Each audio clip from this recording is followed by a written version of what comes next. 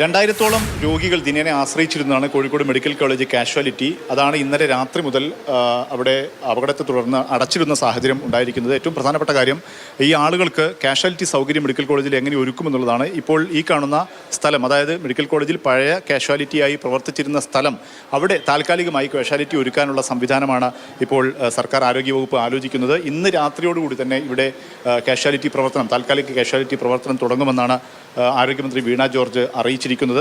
ഒപ്പം തന്നെ ഇപ്പോൾ താൽക്കാലികമായി കോഴിക്കോട് ബീച്ച് ജനറൽ ആശുപത്രിയിലെ കാഷ്വാലിറ്റിയും അതും ഉപയോഗിക്കാൻ തീരുമാനിച്ചിട്ടുണ്ട്. അതായത് മെഡിക്കൽ കോളേജിലേക്ക് വരുന്ന രോഗികളെ ബീച്ച് ജനറൽ ആശുപത്രിയിലേക്ക് മാറ്റാനാണ് തീരുമാനം.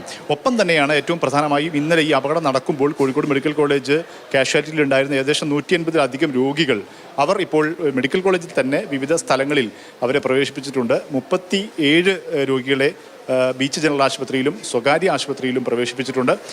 അവിടെ അവർക്ക് ഉള്ള ചികിത്സ ഉറപ്പാക്കുന്നതിനുള്ള നിരീക്ഷണം നടത്താൻ വേണ്ടി കോഴിക്കോട് മെഡിക്കൽ കോളേജിൽ തന്നെ ഡോക്ടർമാരെ ചുമതല നൽകിയിട്ടുണ്ട്.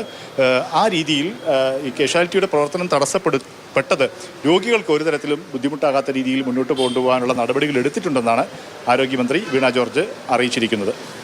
ജസ്റ്റിൻ മാത്യുവിനൊപ്പം മുഹമ്മദ് ഷഹീദ്, മാതൃഭൂമി ന്യൂസ്.